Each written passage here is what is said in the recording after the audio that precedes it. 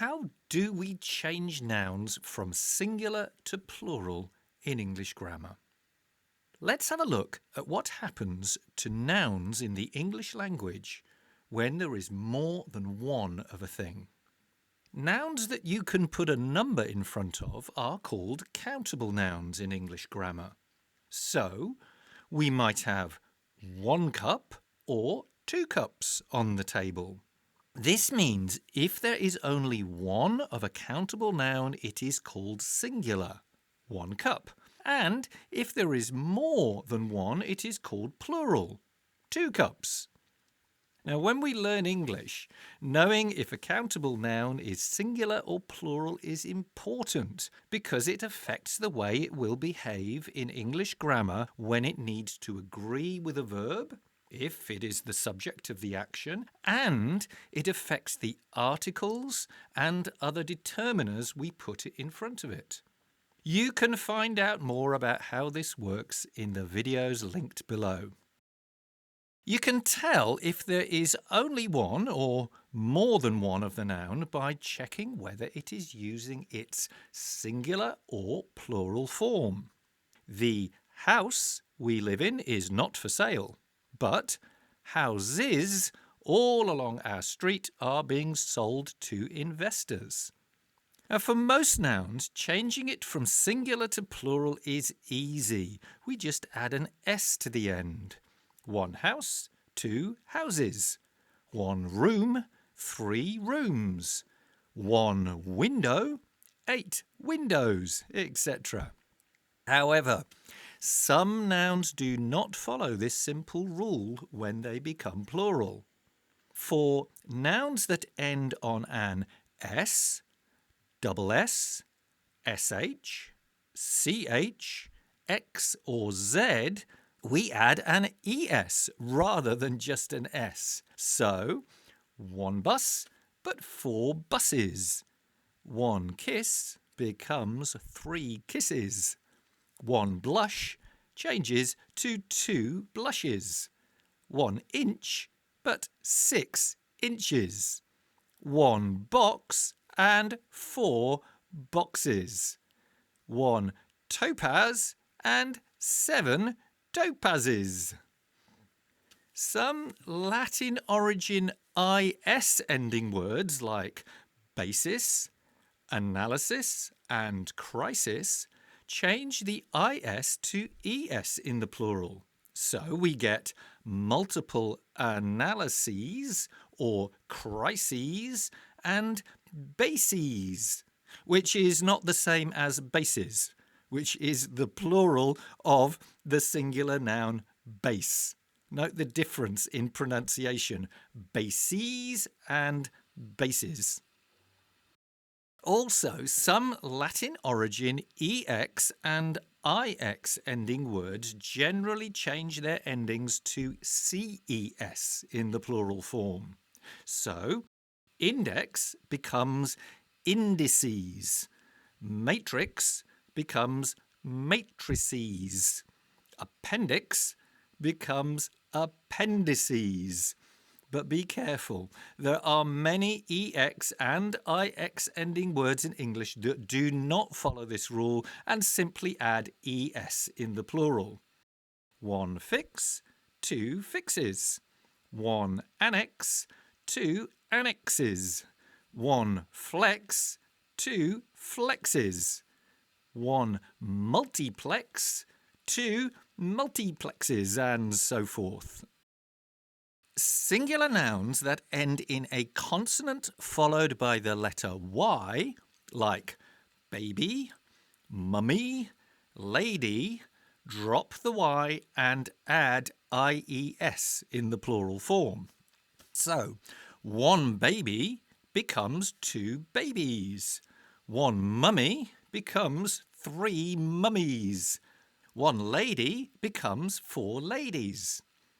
However, be careful. If the singular noun ends in a Y but has a vowel in front of it, for example, boy, day, guy, monkey, just add an S on the end. So, 1 boy and 2 boys. One guy and 3 guys. One monkey becomes 4 monkeys. One day or 7 days. Singular nouns that end on a consonant followed by an O, like hero, tomato, torpedo, add es to the plural form. So, one hero becomes 7 heroes. One tomato becomes 3 tomatoes. And one mosquito becomes 1,000 mosquitoes. There are exceptions to this rule, and again, if the final O of the noun comes after a vowel, like igloo, zoo, studio, patio, we simply add an S in the plural form. So we get some igloos, a couple of zoos, a variety of studios, and several patios. Also, nouns that are related to music that end in a consonant followed by an O typically just add an S. For example, solos, pianos, cellos, contraltos, altos, sopranos. Singular nouns that end in F or FE, like life, knife or leaf, change the FE or F to VES. So, one life becomes 3 lives. One knife becomes 2 knives.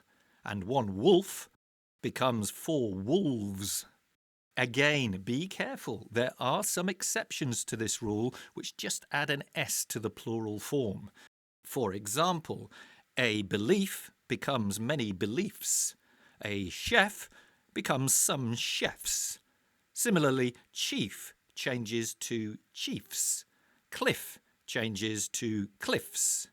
Cuff and handcuff become cuffs and handcuffs. One reef becomes 3 reefs. One safe changes to 5 safes. Roof in the singular generally changes to roofs, although it is possible to come across roofs as the plural form, but this is becoming much less common.